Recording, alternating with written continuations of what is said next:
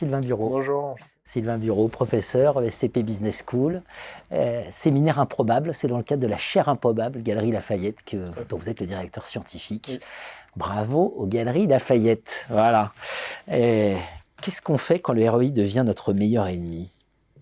Alors effectivement, aujourd'hui, le ROI est un peu la norme, le dogme, il est partout dominant.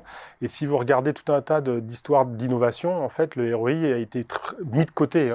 Et donc, je pense que l'exemple le plus emblématique contemporain, c'est le cas de ChatGPT dont tout le monde parle. Et quand vous regardez, en fait, en 2015, décembre 2015, on crée aux États-Unis une fondation, une organisation qui n'a absolument pas de vocation de rentabilité. C'est constitué essentiellement par deux réseaux. L'un qui est issu, en fait, de ce qu'on a appelé la PayPal Mafia, donc des cofondateurs de PayPal, en particulier les plus connus, donc Peter Thiel, Elon Musk et Reid Hoffman, qui a ensuite cofondé LinkedIn, et puis ceux qui ont cofondé le Y Combinator, un accélérateur extrêmement important aux États-Unis et dans le monde. Et donc, ils se donnent ce contexte de on va créer de l'IA génératif sans ambition à court terme de profit. Et donc, on se donne le temps, on recrute les meilleurs chercheurs qui ont cette envie de travailler pour un projet ambitieux dans de bonnes conditions. Et puis, on va créer à partir de 2018 ou 2019, je ne sais plus, une entreprise à profit limité. Et donc, dans ce cadre-là, en fait, la règle, c'est on peut pas... les profits doivent être inférieurs à 100 fois la somme qu'on met dans l'entreprise. Et donc, c'est que récemment, en fait, que ça devient une entreprise à vocation de rentabilité. Et donc, cette logique du don, c'est au cœur de la création. C'est le premier actif. Et d'ailleurs, si vous avez lu Les yeux de Mona de Thomas Schlesser, dont beaucoup de gens parlent aujourd'hui, le premier chapitre, c'est sur les 3 grâces de Botticelli, où le cœur de l'œuvre parle du don. Et donc, si on pense d'un point de vue plus gestionnaire, en fait, et dans l'histoire de l'art, les acteurs, en fait, donnent parce qu'ils ne peuvent pas compter. Parce qu'en fait, on est dans un contexte où on ne peut pas savoir qu'est-ce qui va réussir. Et quand les premières œuvres émergent, on ne sait pas ce qui va devenir rentable ou pas. Et évidemment, les cubistes, les impressionnistes, au départ, sont pas bankable. Hein. Il y a 150 ans, on avait cette première exposition créée par tout un réseau, tout un club, en fait, d'impressionnistes. On peut citer Monet, Renoir, Sisley, Cézanne. Ils se mettent ensemble, 2 gars, et puis ils exposent chez Nadar près de 200 œuvres. Presque aucune ne sera vendue.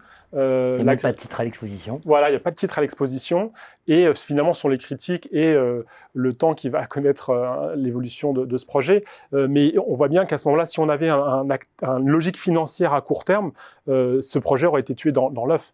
Donc la question, c'est comment on crée dans des domaines de la création un temps pour faire naître ces relations entre des acteurs complémentaires. Ça veut pas dire on guide la trajectoire aussi. Voilà, donc ça ne veut pas dire qu'il n'y a pas de pilotage, ça ne veut pas dire qu'on ne peut pas évaluer une production, parce que là, par exemple, les impressionnistes, ils ont fait l'expo, ils ont produit, ils ont créé des partenariats, ils ont mis en scène un travail, et donc il faut faire confiance et avoir les ressources pour avancer dans ce projet-là. Et donc ces acteurs de la création vont à la fois beaucoup donner, de leur temps, de leur énergie, et en même temps, ils vont beaucoup détourner.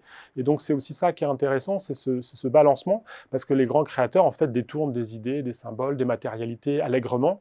Et donc, dans les projets que je viens d'évoquer, ils ont aussi cette capacité à récupérer beaucoup de contenu, d'actifs.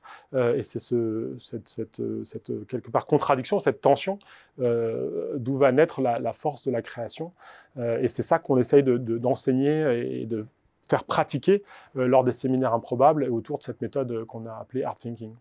L'inverse des préjugés, voilà, c'est plutôt le sens critique. L'inverse des préjugés, le ROI, c'est toujours un préjugé, parce qu'on attend quelque chose, on préjuge. Oui. Et puis c'est fondamentalement irrationnel dans un contexte d'émergence où le prédictif n'a pas de sens. Donc ça peut avoir une logique de communication éventuellement, mais le cœur de l'enjeu de la création, c'est de fabriquer du lien, ou si on reprend le terme de Brian Eno, le compositeur musicien, c'est de fabriquer un scénus. Alors je ne sais pas si vous connaissez ce terme, mais qui est le néologisme qui vient du lien entre une scène physiquement située et du génie, en fait. Et c'est vrai qu'aujourd'hui, dans ce monde numérique, on a l'impression qu'on peut rester en ligne et tout va bien se passer. Je vous invite à retrouver du lien avec le réel physique, et on voit bien que les grands projets, y compris dans le digital, en fait, naissent dans des territoires. Donc, quand vous voulez créer un projet ambitieux dans le numérique, vous allez dans la Silicon Valley, vous allez peut-être à la station F si vous êtes en France, et vous rencontrez des gens physiquement, et c'est ça qui fabrique le CNUS, qu'on a connu régulièrement dans l'histoire de l'art en France, avec des quartiers comme Montparnasse, comme Montmartre, et c'est déterminant. Ouais, on finit toujours par retomber dans le réel. Effectivement. Merci à vous, Je vous Sylvain. en prie.